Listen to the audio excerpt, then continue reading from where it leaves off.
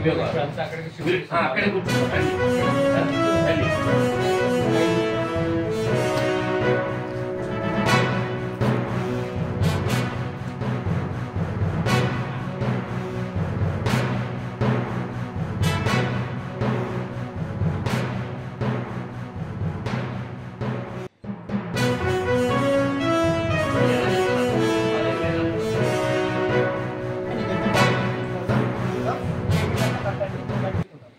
లేదంటే మీరు ఎక్కడికి వెళ్ళి మాట్లాడాలి సార్.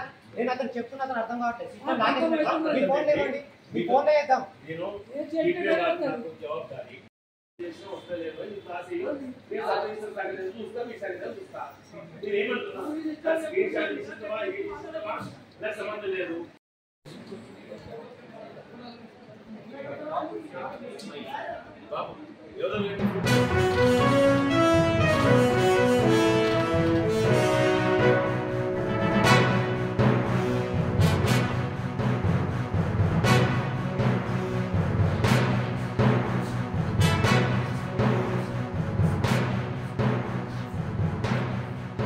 లాస్ట్కి వచ్చి అన్నారు కదా సార్,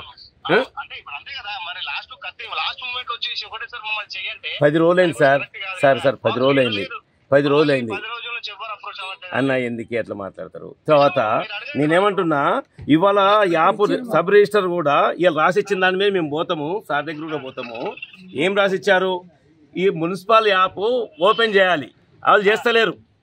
మీరు చెప్పిండ్రు నలుగురు కట్టించుకోమని. అదే విషయం కూడా మేము దీన్ని ఏమి చిన్నగా చేయట్లేదు, ఉద్దేశపూర్వకంగానే చేస్తున్నారు. కానీ మీకు ఒక్కటి సార్ మిమ్మల్ని ఎవరైతే చెప్తున్నారో వాళ్ళు ఎవరు కూడా కాపాడలేరు సార్. ఎందుకంటే ప్రజల్ని ఇబ్బంది పెట్టొద్దు సార్.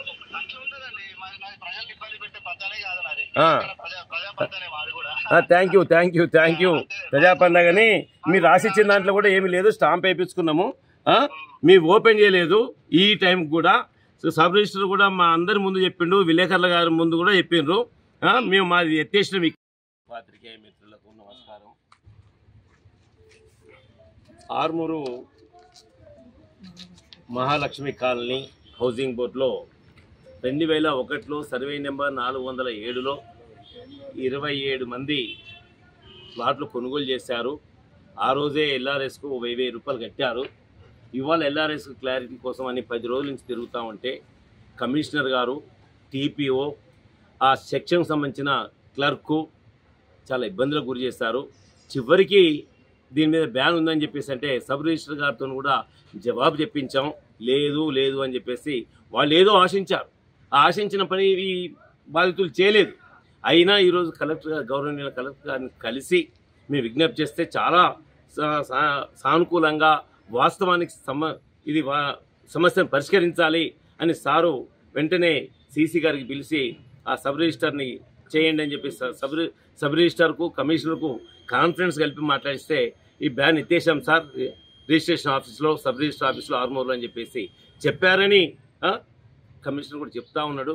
చెప్పిన తర్వాత మీరు కట్టించుకోండి, 50 లక్షల రూపాయలు వస్తాయి ఈరోజు అని చెప్పేసి అంటే ఇలా చివరి రోజు 40 మంది వచ్చి కట్టించుకోమంటే ఎట్లా అండి? అది రికార్డే ఉంది. కట్టించుకోమని చెప్తే ఎట్లా అండి? నలుగురు కట్టించుకుంటాం అంటే నలుగురైతే సార్ అని చెప్పేస్తున్నాం. అంటే ఒకవైపు రేవంత్ రెడ్డి గారు ఖజానాలో పైసలు లేవంటాడు, మరి 50 లక్షలు మేము జమ చేస్తామని చెప్పేసి అంటే కమిషన్ ఏమో ఒకటేసారి 40 మంది వస్తే ఎట్లా అంటున్నాడు. దీనిపైన విచారణ చేయాలంటున్నాను నేను ఈ పైన. అందుకని తర్వాత ఈరోజు ఏదైతే ఇరిగేషన్ వాళ్ళు క్లారిటీ ఇవ్వలేదంటే, అవును 10 రోజుల నుంచి తిరిగినప్పుడు చెప్తే ఈ గారి దగ్గరికి పోయి కలిసి దాన్ని మేము క్లారిఫై చేసుకుంటుంటే ఇవాళ రాసిచ్చి స్టాంపు గుద్దిచ్చి ఇవాళ ఇదంతా చెప్తా ఉన్నాడు. దీనిపైన ఆర్మూర్ మున్సిపాల్ పైన విచారణ జరపాలి. అట్లాగే ఏసీబీ వాళ్ళు కూడా నిఘా పెట్టాలని చెప్పేసి ఏసీబీ గారికి కూడా నేను విజ్ఞప్తి చేస్తా ఉన్నాను. అయ్యా ఎక్కడో లేదు అవినీతి, ఇక్కడ జరుగుతుందని చెప్పేసి కోడేకి వస్తుంది. దీనిపై నిఘా ఉంచండి, నిఘా పెట్టండి. బ్రోకర్లు ఉన్నారు కొంతమంది ఆఫీసర్లకు, వాళ్ళ ఫోన్లకు ఫోన్పేలు చేయించుకుంటున్నారు, వాళ్ళే ఇదంతా చేస్తున్నారని చెప్పేసి బయట కోడేకి వస్తుంది. దీనిపై విచారణ జరపాలని చెప్పేసి నేను డిమాండ్ చేస్తా ఉన్నాను.